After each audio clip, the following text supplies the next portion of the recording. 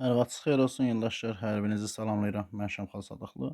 Bugünkü video izahda Yamaşem Riyaziyyat Məsələlər kitabından onluq kəsirlər mövzusuna aid testlərin izahına davam edirik. Bundan qabaq 30 ədəd testin izahı YouTube kanalında yerləşdirilib və bu video izahında rəy bölməsində linki qeyd olunacaq. Həmin linkə daxil olaraq sualların izahına baxa bilərsiniz.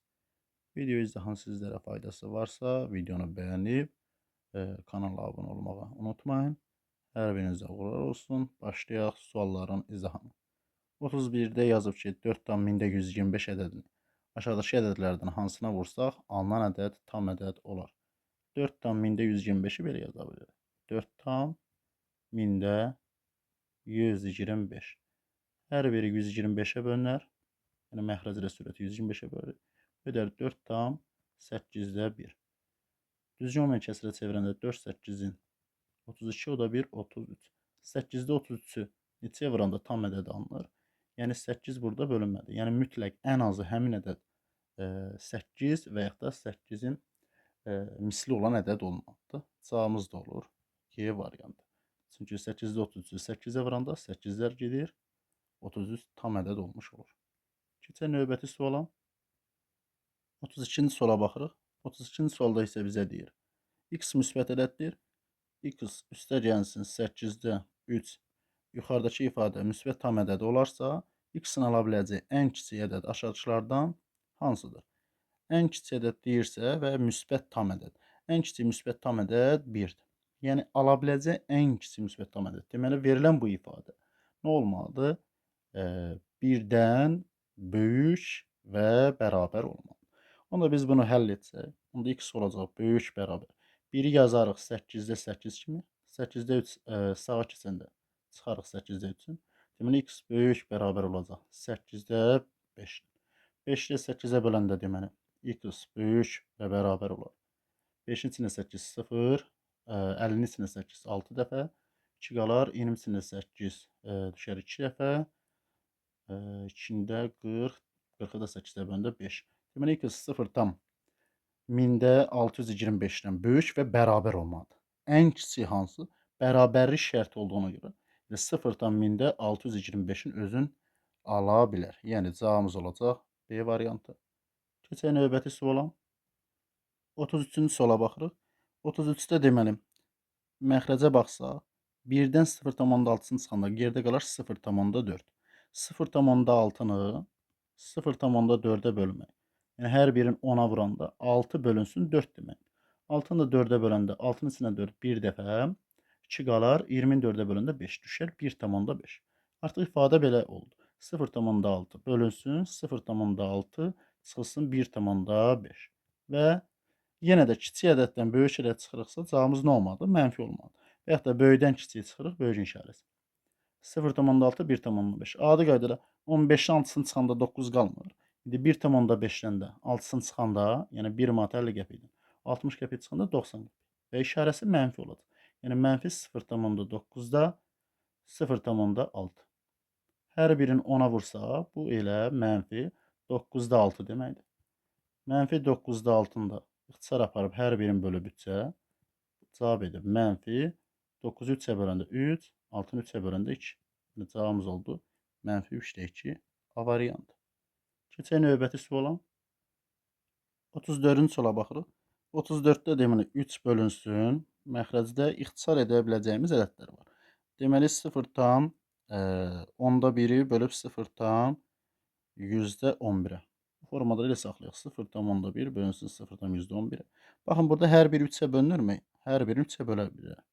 0,3 3-ə böləndə, üstəgəlsin 0,1 bölünsün 33-ə böləndə 0,11-ə. Üstəgəlsin hər biri 5-ə bölünür. 5-ə bölərik. 0,5-i 5-ə böləndə 0,1, 55-i 5-ə böləndə 0,11. Hər birinin məxrəci eyni. Məxrəclər eynidirsə, sürətlər toplamadırsa toplanır, çıxmadırsa çıxılır. Onda olacaq 3 bölünsün. 0,1 üstə 0,1, 2, o da 0,1, 0,3. Yəni 3 bölünsün. 0,11-də 0,3. Bu da əksinə nə deməkdir? Yəni 3 bölmə əksinə vurmaya keçir. Yerlərini dəyişir. Yəni hər birini 10-a vursa, bax formada göstərək. Və yaxud da hər birini 100-ə vura, daha rahat olsun. Bu 100'ə vuranda üstə qalır 30, aşağıda qalır 11. 11-də 30-a bölmək, əksinə vurulsun 30-da 11 deməkdir. İxtisarı aparsaq burada 3 ilə 30 gedər, yerdə qalar 10. 11 bölünsün 10, bu da edər 1,1. Yəni cavabımız olar B variantı. Keçək növbəti suala. 35-ci suala baxırıq. 35-də 0,48-dən 0,3-ün çıxıb. 0,3 ilə 0,30 demək.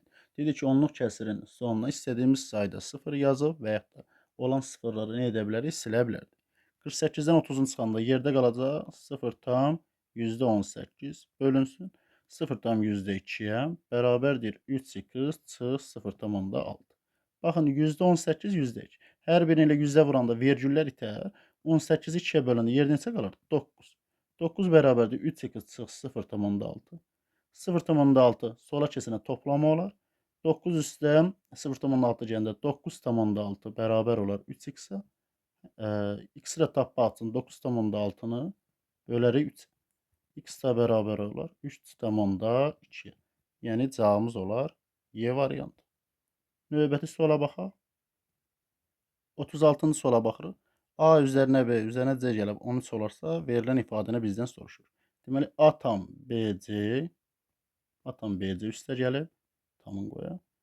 B tam deməli CA və üzərinə gəlib C tam AB. Və fikir versək, məsələn, sağdan başlayır toplamaqda, düzdürmü? CAB, CAB, ABC. Fərqi nədir? Toplananların yerini dəyişdikdə cəm dəyişmir. Yəni A üzərinə B üzərinə C də 13-dür. B üzərinə A üzərinə C də 13-dür. C üzərinə B üzərinə A da 13-dür. Fərqi yoxdur. Toplananların yerini dəyişdir, cəm dəyişmir. Deməli CAB, CAB cəmi edəcəyim 13, 3, 1 yadda. Yenə də BCA 13, 1 də yadda qalmışdı 14, 1 yadda. Vergüllər eyni tuşuna, yəni tamın qoydu. Yenə də ABC 13, 1 yadda qalmış, o da 1, 14. Yəni cavabımız etdi. 14,43 A variantı. Növbəti suala baxaq. 38-ci suala baxırıq. 0,3-ü bölüb 0,1-ə. Dedi ki, məxrəc sürətə, sürət isə məxrəcə düşür. 1000-i üstə yazarıq və 0,3-dür, 100-ü aşağı. 3-ü 1-ə böləndə 3, 100 ilə 1000 ixtisar gedir, 10 qalır. 3-ü 10-a vuranda edir 30, üstə gəlsin. 0,5, %1. Yəni, hər birini 100-ə vuranda artıq vergüllər itər. Nə qalar? 5 bölünsün 1. 5-i 1-ə böləndə elə 5. Üstə gəlsin. 2-ni bölüb %2. 2-ni %2-yə bölmək vurulsun 2-də 100 deməkdir. Ona görə deyirik ki, 100 qalxır üstə. Burada onluq deyilən kəsir yoxdur demək. 2 tam ədəddir. Onluq kəsir yoxdur. Və 2-ni 2-yə böləndə 1 düşür. Yəni, 1-i də 100-ə vuranda 100 cavabını alır. Və yaxud da burada qeyd etdiyim kimi 2-lər ixtisar gedər və yerdə neçə qalar? 100 qalır. Üstünə gəlsin 100. 35, o da 100, cavab edər 135, yəni A variantı. Keçək növbəti suala. 39-cu suala baxırıq. A və B müsbət tam ədədlərdir və yazıb 5 tam %25 bərabərdir. A üzərinə gəlsin 4-də B. Olarsa, B-nin ala biləcəyi ən böyük qiyməti zamanı, yəni B ən böyük qiyməti alanda, A üzərinə gəl, B cəmi soruşur biz. B-nin ən böyük olması üçün biz A-nı, yəni tam hissəni nə götürməliyik? Ən az götürməliyik.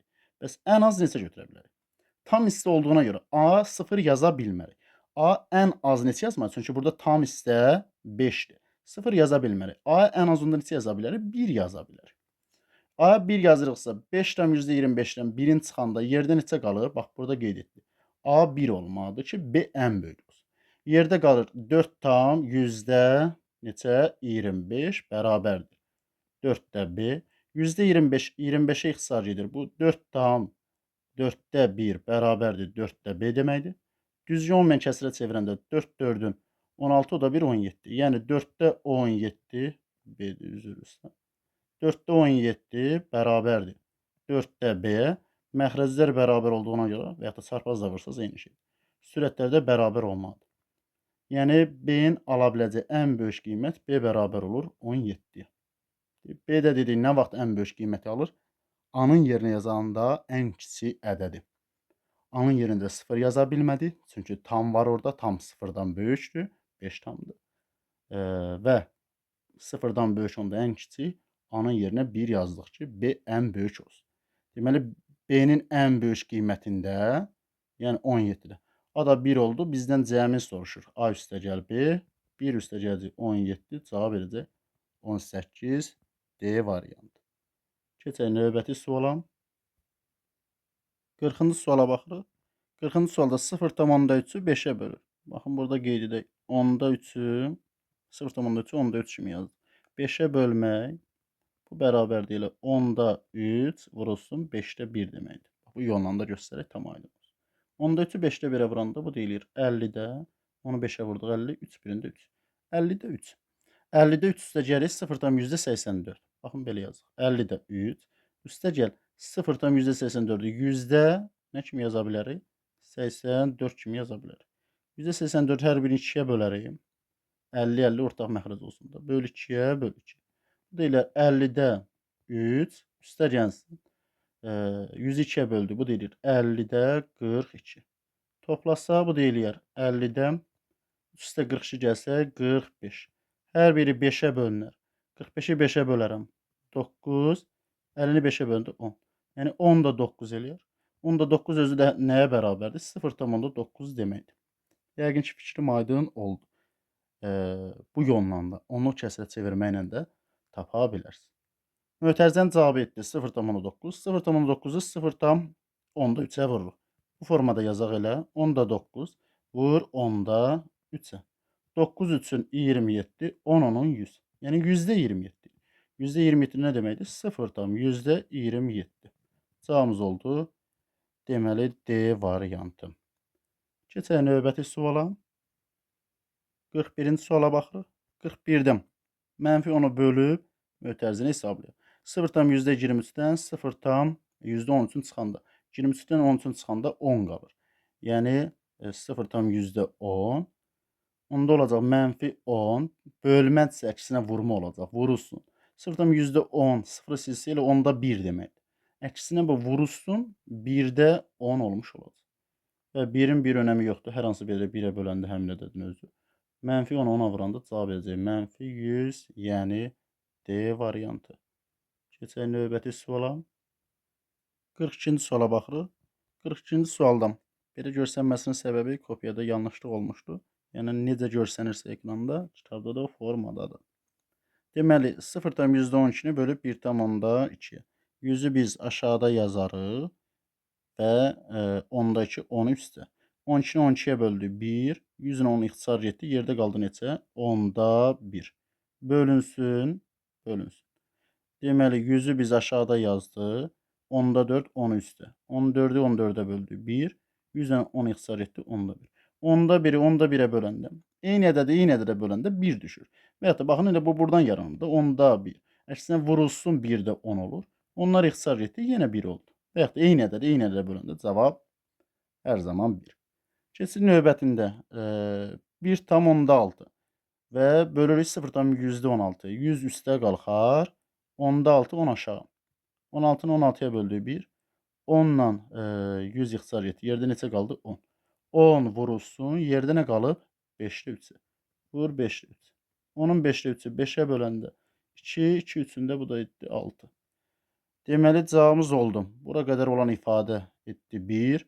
Bura qədər olan ifadə isə etdi 6. Onda yazırıq 1 üstəgəl 6. Cavabımız edir 7. C variantı. Növbəti suala baxaq. 43-cü suala baxırıq.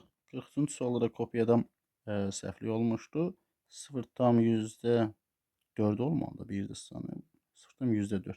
Burada qeyd edək, tam aydın olsun. Kitabda bu formada verilib. Yəni kitabda necə verilibsə o formada yazıram burada. 0,8 üstəgəl, üstə yazırıq deməli 0,3 üzərinə gəl 2-də 1. Aşağıda isə 3 çıxılsın 0,2 böl 0,4-dən. Bərabərdir. İndi hesablayaq.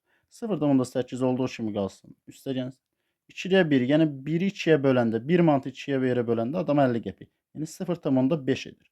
0,5 üstə 0,3 kəsrin sürətinə qalır 0,8. İndi bura baxaq. %4 0,2. 0,2-ni, yəni bax 10-da 2 böləndə %4-ə. Bu 10'da 2 vurulsun 4'də 100 deməkdir. Və 10 ilə 100 ixtisar gedər 10 qalar. 2 ilə 4 gedər burada 2 qalar. Onu da 2-yə böləndə yerdə neçə qalmış olar? 5 qalmış olar. Və yaxud da belə də fikirləşə bilərsiniz. 100 bura qalxır, 10 aşağı düşür. Düzdürmü? Və 2 ilə 4 ixtisar gedəndə burada qalır 2. 2-ni 10-a vuranda 20. 100-ü 20-yə böləndə 5. Aşağıda qaldı 3 çıxılsın 5 şəklində. Bu ifadəni silək. Yəqin ki, aydın olmuş olar. Bərabərdir. Onda olacaq 0,8 üstə gəl. 3-dən 5-in çıxanda 5-dən 3-ün çıxırıq, işarə nə olur? Mənfi olur. Mənfi 2. 0,8-i 2-yə bölmək, 0-ı 2-yə böləndə mənfi olacaq işarə, müsbət mənfi bölündə. 0-ı 2-yə böləndə deməli 0, 8 2-yə böləndə 4. 0,8 üstə gəlir, mənfi 0,4. Mənfi müsbətdə böyükdən kiçik çıxılır və böyüyün işarəsi. 8-dən 4-ün çıxanda yerdə qalır 0,4 və böyüyün işarəsi də müsbətdir. Yəni cavabımız olur 0,4 D variantı. 44-cü sualda bəzi rəqəmlər kopyada səhv düşdüyünə görə sağ tərəfdə də qeyd etdim. Yəni kitabda necədirsə həmin formada qeyd etdim ki, izahın və yaxud da sualın özünü daha rahat görəsiniz. Bərabərdir. Sürəti olduğu kimi yazaq. Məxrəci də 0,1-i 0,3-ə bölür. 100-ü üstə yazarıq, 10-u aşağı. 10 ilə 100 ixtisar etdi, üstə 10 qaldı.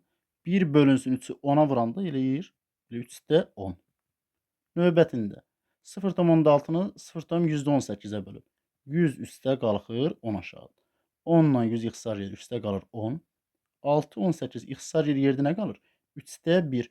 3-də 1 10-a vuranda yenə də üstə gəlsin, 3-də 10 etmiş olur. Çıxılsın 0,3-ü 0,9-a bölür. 100 üstə qalxar, 10 aşağı düşər. 10 ilə 100 ixtisar edir, 10 qalar. 3-ü 9-a böləndə yenə düşür. 3-də 1, 3-də 1 10-a vuranda çıxılsın deməli olur 3-də 10. Və burada üstünə deməli 3-də 10 gəl və 3-də 10 çıx. Hər hansı birini islah olar. Yerdə nə qalır? 2 bölünsün 3-də 10. Bu da əksinə 2 vurulsun 10-da 3 demək. 2-ni də 3-ə vuranda bu deyilir 10-da 6, yəni cavabımız edir 0,6 olur B variantı. Keçək növbəti suala. 45-ci suala baxırıq. A və B sıfırdan fərqli rəqəmlərdir. A tam 10-da B çıxılsın B tam 10-da A bölünsün. A çıxılsın B ifadəsini bizdən soruşur. A-nın da B-nin də yerinə istənilən bir ədəd qoyun. Məsələn, A bərabər olsun 7-yə, B bərabər olsun 2-yə. Heç bir fərqi yoxdur. Başqa ədədlər də götürə bilərsiniz. Eyni cavabı almış olacaqsınız. Deməli, onda yazacağıq 7 tam 10-da 2, çıx 2 tam 10-da 7, bölünsün 7 çıxılsın 2. 70-dən 27-sini çıxanda 5, 45, yəni 4 tam 10-da 5. Böl 7-dən 2-sini çıxanda 5-ə. 4 tam 10-da 5-i böləndə yerdə qalır. Deməli neçə? 0,9. İstənilən hər hansı bir rəqəmlər götürsək sıfırdan fərqli eyni cavabı almış olacaq. Digər yolu ilə isə belə yaza bilərdik. Baxın, burada A tamdır. Tamdır. 10-da bir dənəsini çıxanda yerdə nə qədərsi qalır? 0,9 A qalır. Baxın, burada da B tamdır. Və 10-da biri buradadır. Böyükdən kiçiyə çıxırıq, kiçik işarəsi. Yəni çıxılsın 0,9 B qalmış olur. 0,9 B. Və bölünsün A çıxılsın B-yə. Üst tərəfdə hər birində 0,9-u mötərizə xaricdən çıxarsa və yerdə qalar A çıxılsın B, bölünsün A çıxılsın B. A çıxılsın B-lər islah olar, yerdə qalacaq neçə? 0,9. Yəni 0-dan fərqli A və B-nin yerinə hansı rəqəm götürən 0,9 almağımızın səbəbi bir-biri ilə nə olmuş olur? İslah olmuş olurdu. Növbəti suala baxaq. 46-cı suala baxırıq. A-nın yerinə 1,3, B-nin yerinə 1,4 qoyduqda verilən ifadəni bizdən soruşur. A-nın yerinə onda yazırıq 1,3 böl 1,4. Üstdən yazın B-nin yerinə 1,4 böl 1,3. Və çıxılsın 13-də 1. Bərabər olmuş olacaq 14-də 13. Üstə gəlsin. 13-də 14 nə deməkdir? Burada qeyd edək. 14-ü 13-ə bölündə 1 tam 13-də 1 deməkdir. 1 tamı da ayrıca yaza bilərik də. Bunu 1 üstə gəlsin 13-də 1 kimi yaza bilərik. Bunu yazacağım. Üstə gəlsin 1, üstə gəlsin 13-də 1 və buradakı ifadə çıx. Deməli 13-də 1-i yazdıq. Aşağını silək 1-də saniyə. Deməli buradan üstə gəl 13-də 1, çıx 13-də 1. Bir-birinə islah olar. 14-də 13 üstə 1 gəlir. 1 və 14-ün orta məxrəc gətirmək üçün məxrəci ilə sürətlə 14-ə vururam. Yəni 1-i elə 14-də 14 kimi yaza bilərəm. Çünki elə 14-də 14-də məndə 1 düşür də. Bərabərdir. Məxrəclər eyni olduğuna görə 14 olduğu kimi qalır. 10 3 üstə gəlir neçəni? 14. 13 üstə də 14 üstə 7 2 27. Yəni cavabımız olur 14-də 27 D variantı. Keçək növbəti suala. 47-ci suala baxır. 47-ci sualda yazıb deməli A üzərinə gəlsin 1 bölünsün, kəsir xətti. B üzərinə gəlsin 1 bölünsün C. Bərabər. 6-da 11-i biz necə yaza bilərik? 11-i böləndə 6-ya düşür deməli 1 və qalır 5. Yəni 1 tam 6-da 5. 1 tam 6-da 5 nə deməkdir? 1 üzərinə gəl 6-da 5 yaşın. Mən yazıram 1 üzərinə gəl 6-da 5 yaşın. Baxın bunun tam hissəsi A-dır. Bunun tam hissəsi isə 1-dir. Deməli buradan deyirik ki, A bərabərmiş neçəyə qeyd edək. A bərabərmiş 1. A-nı tapdıq. Artıq A-nın üzərinə xətt çəkək. A1'miş. İndi baxın 1-i bölüb bu ifadə. Böləndə nə olurdu? Məxrəc sürətə, sürət məxrəcə, düzdürmü? Onda əksinə bunun yerini dəyişərik. Yəni artıq olar B üzərinə gəl 1 bölünsün C bərabər olar. Artıq 5-də 6 yerini dəyişir. Məxrəc sürətə, sürət məxrəcə. Onu da 5-də 6-nı da yaza bilərik yenə. 6-nı 5-ə böləndə 1. 1 tam 5-də 1. 1 tam 5-də 1 üzərinə gəl 5-də 1 şəklində. Baxın yenə də tam hissələrinə. Tam hissəsi B-dir, tam hissəsi 1-dir. Deməli elə B də bərabərmiş neçəyə? 1-ə bərabərmiş. Bunda B ilə də işimiz bitdi. Onda olur C-də 1 bərabərdir 5-də 1. Çarpaz da vursa və ya da sürətlər bərabərdirsə məxrəc ilə bərabər. C də bərabərmiş neçəyə? 5-ə. C də bərabər olur 5. A üzərinə B üzərinə gəl C-ni soruşur. Yəni 1 üzərinə gəl 1, üzərinə gəl 5. Cavabımız edir 7 D variantı. Keçək növbəti suala. 48-ci suala baxır.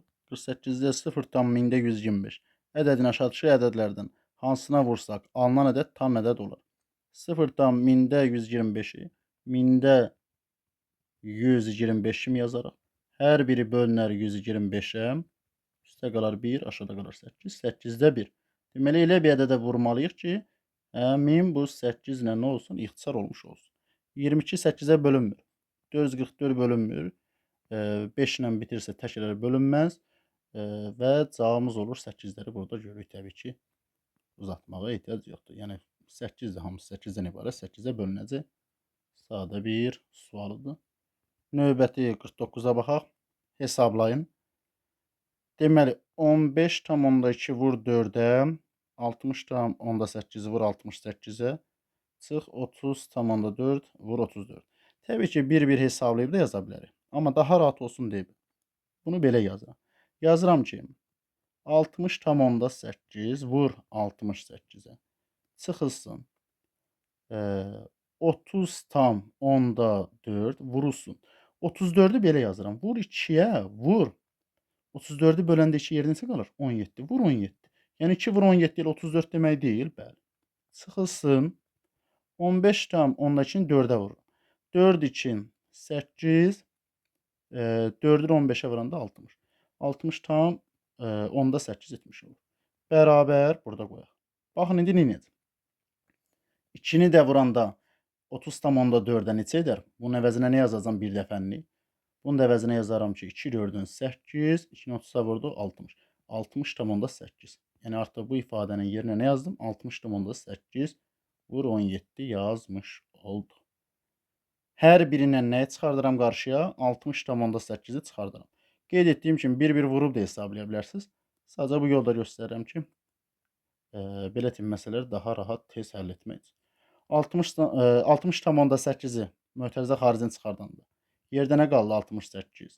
Çıxılsın, yerdə nə qaldı? 17. Çıxılsın yerdə nə qaldı? 1. Yəni 60,8-ə böldüyümüz. Çıx 1. Bərabərdir 60,8 vuruz. 68-dən çıxanda 17-sin yerdə qalar. 1, 8-dən 1, 51. 51-dən də 1-in çıxanda yerdə qaldı neçə? 50. Bu da bərabər olacaq. 50-nin sıfırı ilə, yəni 10-luğu ilə vergül sağa getdi, bitdi. Yəni artıq oldu 608 vur 5. 5 8-in 0. 4 yadda 5 0-ın 0 o da 4, 5 6-ın 30. Cavabımız etdi 3040, yəni D variantı. Təbii ki, digər yolla da bir-bir vurub hesablaya bilərdiniz. Heç bir fərqi yoxdur. Keçək növbəti suala. Və nəhayət 50-ci və sonuncu suala baxırıq. Onluq kəsirlərdən hansı daha kiçikdir? Dedik ki, onluq kəsirlərin sonuna istədiyimiz sayda nə yaza bilərik? 0 yaza bilərik. Deməli, hər biri baxırıq ki, ən böyük 4 rəqəmli kimi yazıb onluq rəqəmlərin, yəni kəsir hissələri. A variantında yazaram 0,15 arxasına 2 0. B variantında 0,1000-də deməli neçədə 105. C variantında 10.000-də 105. C variantında 0,10.000-də 1505. D variantında 0,1000-də 51 yazıb. Biz bunu 10.000-də 510 kimi yazaq, 0 ataq arxasına. Və Y variantında deməli 0,10.000-də 1005. İndi isə ədədləri artıq rahat şəkildə görürük. Deməli 1500, 105, 1505, 510 və 1005. Və bizdən nəyi soruşur? Hansı daha kiçikdir? Ədədlərin içində hansı daha kiçikdirsə, o həmin kəsirdə nə olacaq? Daha kiçik olmuş olacaq. Ən kiçik hansıdır? 105-dir. Deməli, cavabımız olacaq B variantı. 50-ci və sonuncu sualımız. İzahları bu qədər. Umarım ki, sizlər üçün bir faydası olmuş oldu. Bu cür video izahlardan xəbərdar olmaq üçün kanala abunə olmağı unutmayın. Sizlərə faydası varsa, videonu bəyənib paylaşın. Diqqətinizə görə təşəkkür edirəm. Növbəti video izahlarda görüşənədək hələ ki, hələlik.